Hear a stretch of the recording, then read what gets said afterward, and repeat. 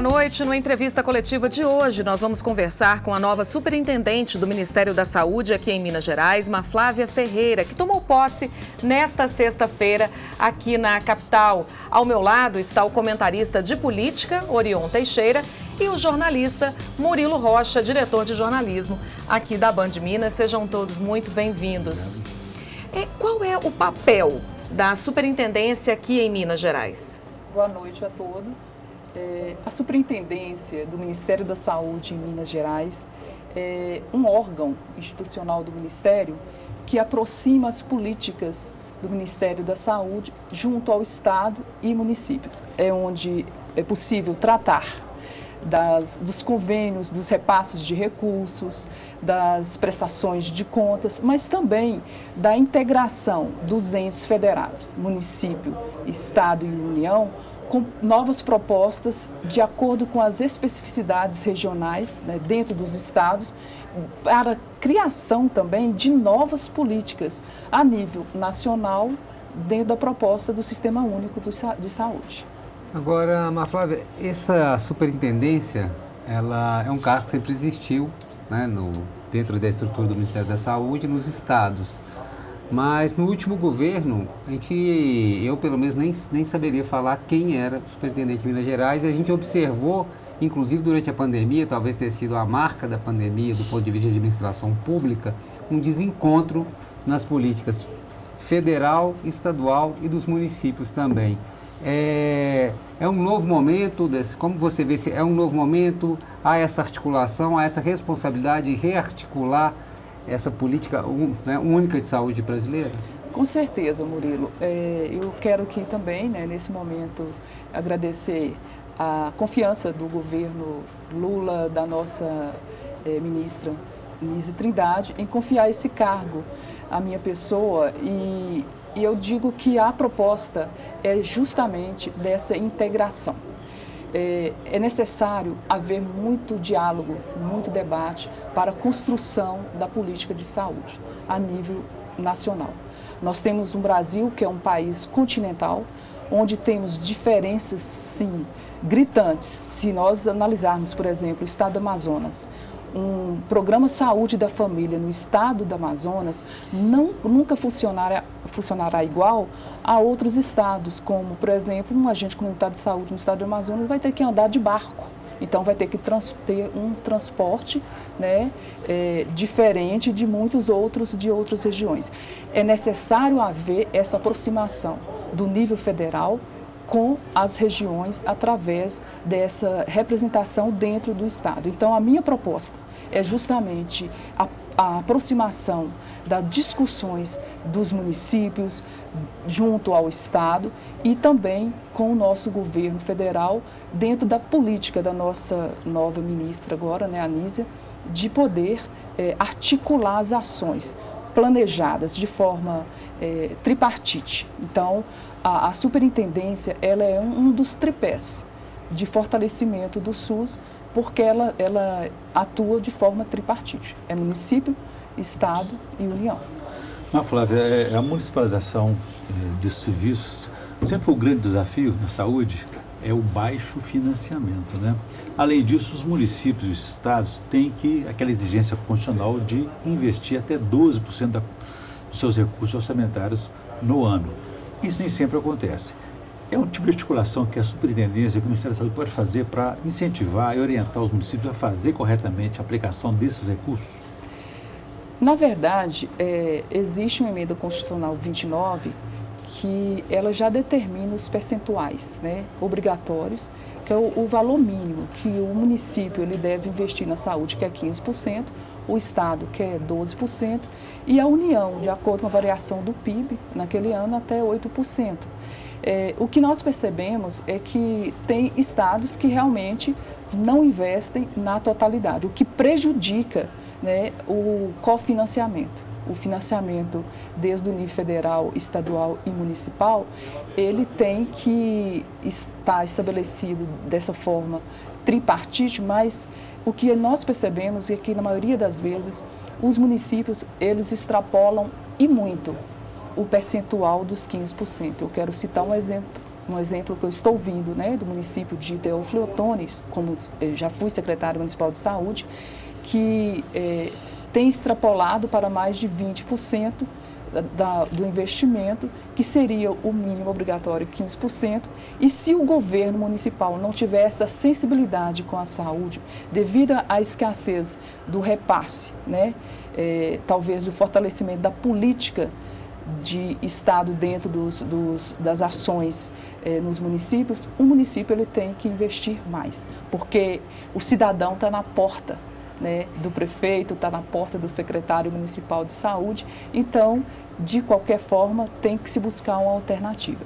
Eu vejo que a superintendência, ela não tem esse papel, né, deliberativo nesse sentido, mas ela pode articular essas discussões das dificuldades desde a ponta, que são esses investimentos que são, de certa forma, escassos para os municípios, e se os governos, tanto o governo estadual e federal, possa contribuir com recurso maior.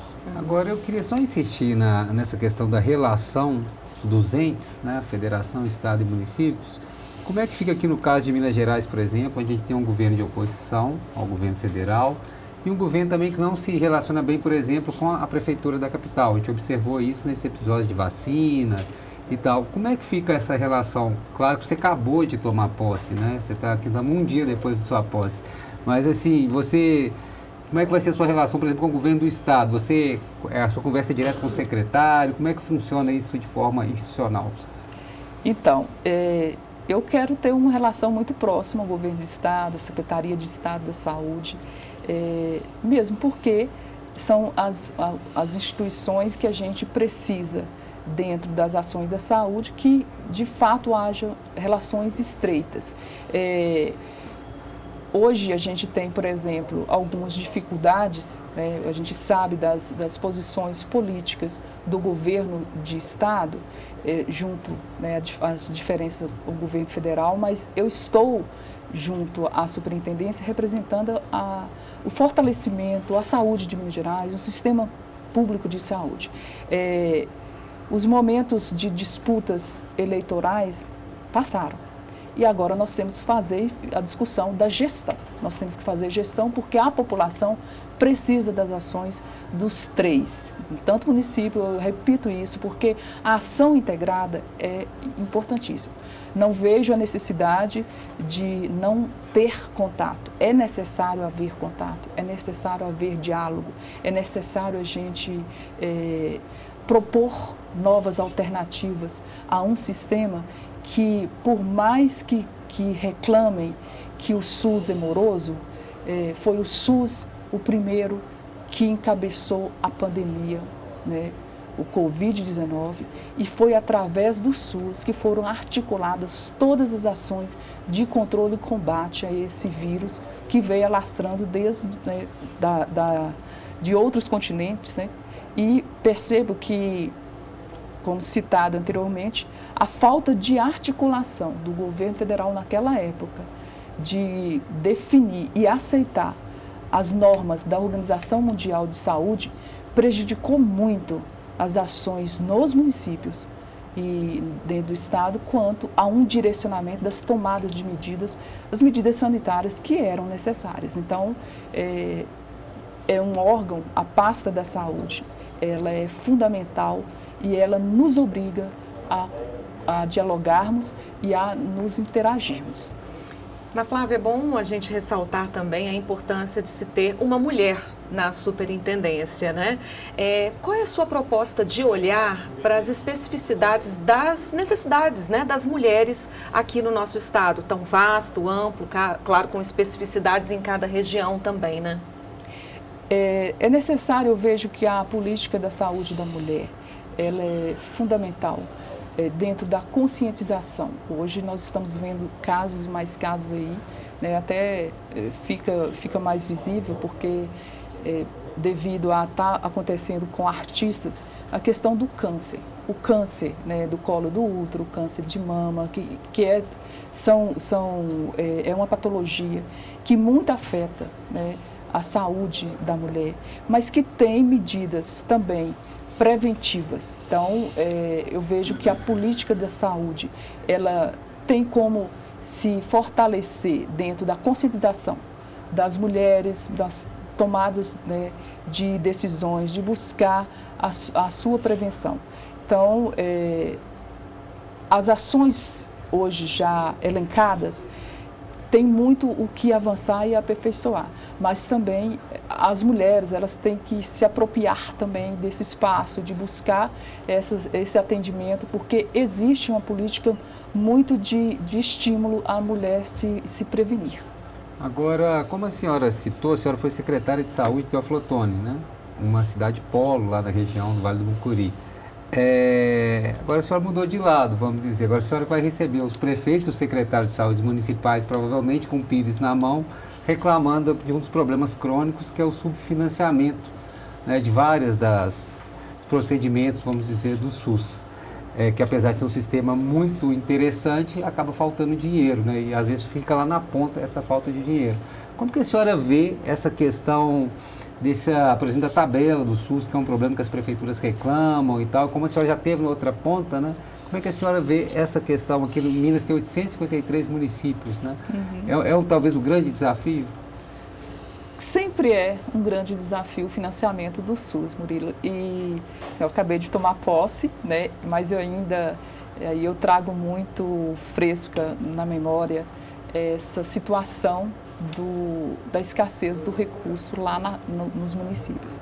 E pode ter certeza, eu vejo que os prefeitos de Minas Gerais, dos municípios de Minas Gerais, assim como eu estive em Teófilo Otoni, conheço, né, e junto ao prefeito Daniel Sucupira, como que se pensa estrategicamente para poder resolver as demandas que vão chegando e com o recurso findado da saúde, no sentido de que você tem que estabelecer tetos, porque o prefeito ele tem outras áreas para investir. E a saúde sempre a demanda é crescente. Então, essa é uma preocupação que tem que haver mesmo um planejamento. E pode ter certeza, sempre os prefeitos vão buscar e tentar buscar muito recurso para a área da saúde, porque, infelizmente, a gente tem percebido que nos últimos anos nós estamos deparando com foi a pandemia, com crises sanitárias, né, que estão trazendo de forma emergencial a necessidade de investimento sem ter feito uma previsão. Haja vista o Covid-19, agora nós estamos vendo crescente, né, a epidemia da dengue, chikungunya. Então, é uma área que é necessário atentar para sempre saber que o recurso ele pode ser suficiente nesse momento, mas no segundo momento ele tem que ser acrescido devido a fatos novos da saúde pública. Mas pela experiência que a senhora tem, como o caso de Teófilo Otoni, por exemplo, que é uma cidade, como eu disse, cidade polo, né? Você acha que funciona essa questão do investimento nessas cidades para acabar funcionando ali como para receber, né, pacientes ali de outras cidades da região? É a melhor forma de centrar os recursos nessas cidades polo para hospitais regionais? É a melhor forma, a senhora entende assim? Exatamente. O SUS ele tem suas macro-regiões de saúde. Micro-regiões de saúde são os municípios que têm hospitais de médio porte, onde resolve a média complexidade na saúde, mas nós temos as cidades polo, sede de macro, como Teófilo Otoni, uma sede de macro-região, da macro-nordeste, que atende o Vale do Mucuri e Jequitinhonha. Então, para se ter ideia, Teófilo Otoni era a única cidade em 2020, quando nós recebemos a notícia da pandemia, que tinha leitos de UTI em uma região de mais de 53 municípios, com aproximadamente 1 milhão de habitantes. Então, assim, a cidade polo daquela região, e é a cidade onde que, de fato, recebe as demandas mais complexas. Porque temos as diferenças, quando eu digo as diferenças regionais, e eu sei que no sul de Minas é diferente, do Triângulo Mineiro é diferente dessa região que eu estou colocando. Mas é uma região onde que não tem também muita oferta de recursos humanos especializados, ou seja, não adianta colocar muitos serviços descentralizados com diversas complexidades, porque não vai conseguir oferta de profissionais para realmente trabalharem, né, naquele nível de assistência. A regionalização da saúde, ela analisa esses vazios assistenciais e estrutura e planeja a saúde de tal forma que fortaleça os polos onde já automaticamente já começou a construir avanços maior na saúde e que automaticamente também tem um fluxo espontâneo de pessoas das cidades vizinhas para aquele polo. Então, o investimento de serviços dentro das sedes de macro, ele traz novas instalações de alta complexidade, sobretudo, e desafoga a capital, desafoga Belo Horizonte. Ou seja, o que o Teoflotano consegue reter lá e atender outras sedes de macros, né, Montes Claros e outras mais que existem, conseguem de resolubilidade maior, desafoga a capital, diminui as filas. Então, é importante haver essa descentralização do investimento.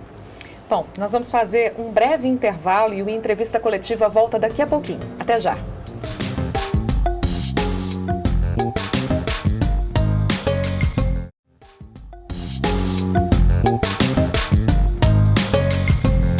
De volta com a Entrevista Coletiva, que hoje tem a presença da nova superintendente do Ministério da Saúde aqui em Minas Gerais, Maflávia Ferreira. Maflávia, a gente retorna agora, né, esse segundo bloco aqui do Entrevista Coletiva, com a notícia de que tem uma verba chegando para a saúde, né, para todos os estados. Exatamente, Elisângela. A ministra Nízia Trindade acaba de assinar uma portaria, foi dia 3 de maio, a portaria 544, que estabelece transferência de recursos para estados e municípios no montante de 3 bilhões de reais. Então, são recursos que serão alocados aos municípios, e uma das funções da superintendência é ajudar e contribuir com os municípios para captarem esse recurso federal. Ou seja, tem que se fazer um cadastro através do sistema do Fundo Nacional de Saúde e nas diversas áreas. Então, tem o recurso, o montante do recurso, ele é direcionado para atenção primária, atenção secundária e terciária. A atenção primária nós podemos citar aqui, que são os PSFs, né, as unidades básicas de saúde. A secundária nós temos CAPS, né, o Centro de Atenção Psicossociais, e outras especialidades médicas de média complexidade, como clínicas que podem se fortalecer, né, esse serviço com esse investimento.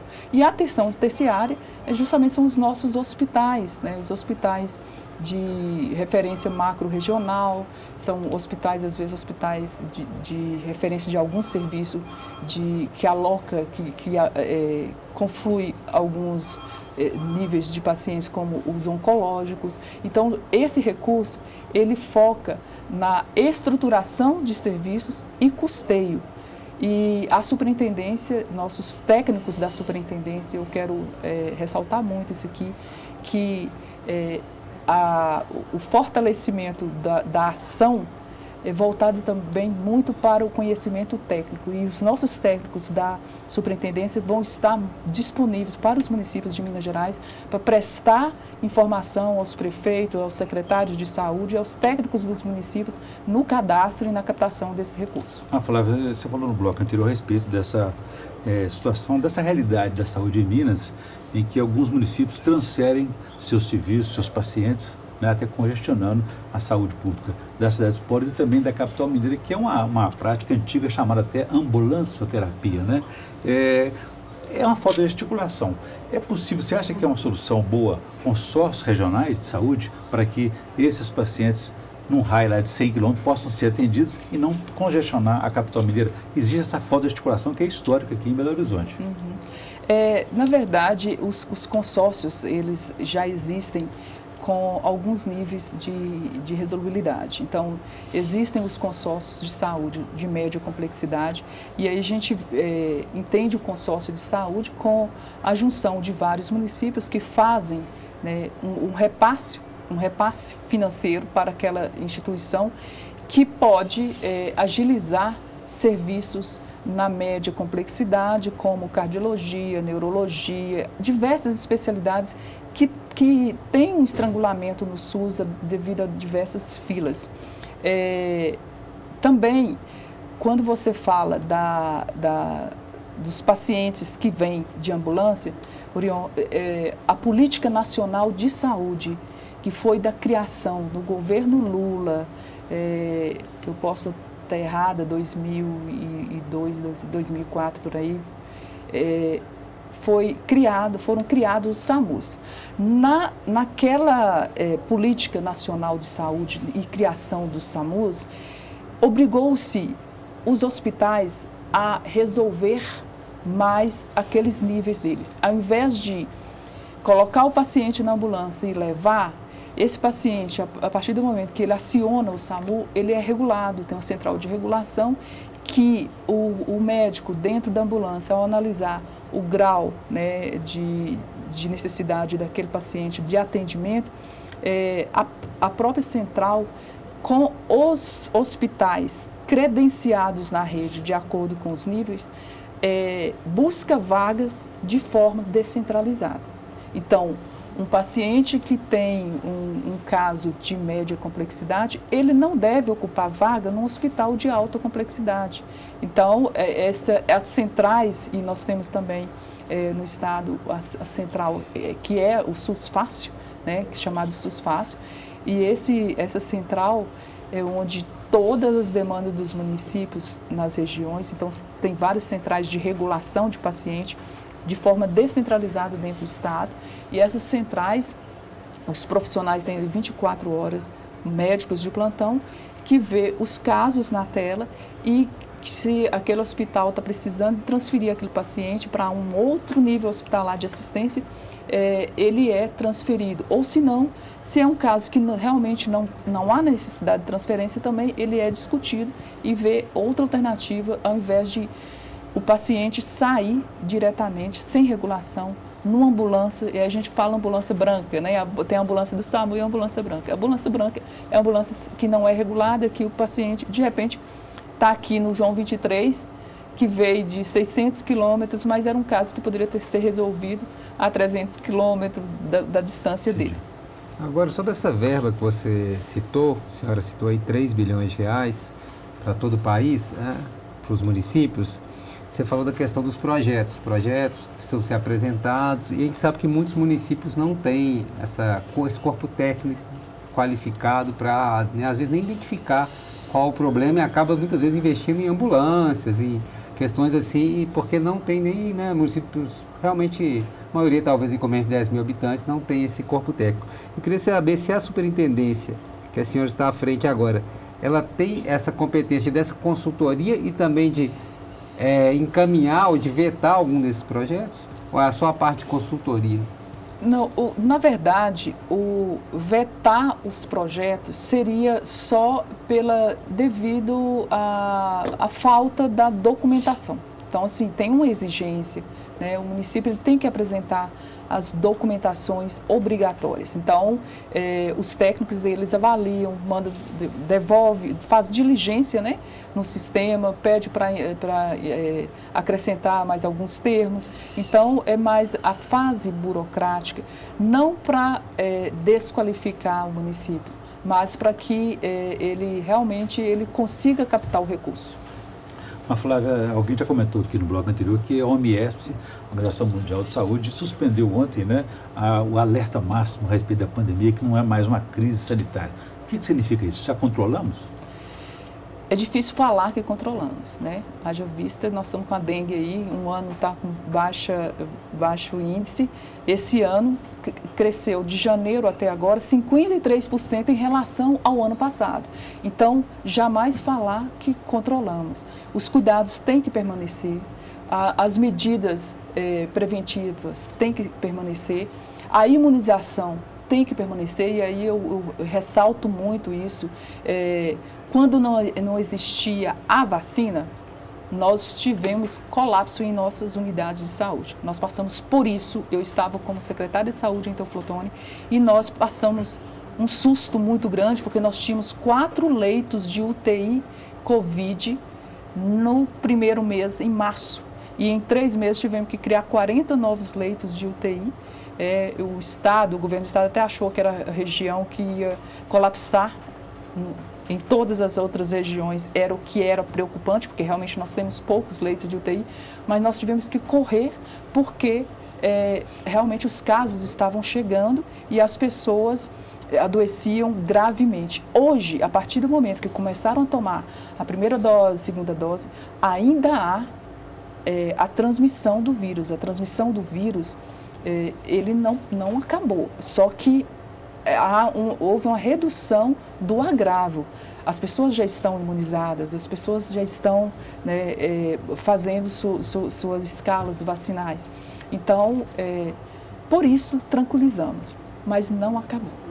Quer dizer, precisamos tomar a vacina, continuar sempre vigilantes. Deixar esse recado, né, Maflávia? Continuar vigilantes. Continuar vigilantes sempre. Exato. Maflávia, nós agradecemos a sua participação aqui, assim como do Orion, do Murilo também. Desejamos, né, um bom trabalho, sucesso lá na Superintendência. Muito obrigada, Murilo, obrigada, Orion. Prazer. O Entrevista Coletiva de hoje fica por aqui. Nós voltamos no próximo sábado, 6:50 da noite. Esperamos todos vocês. Até lá.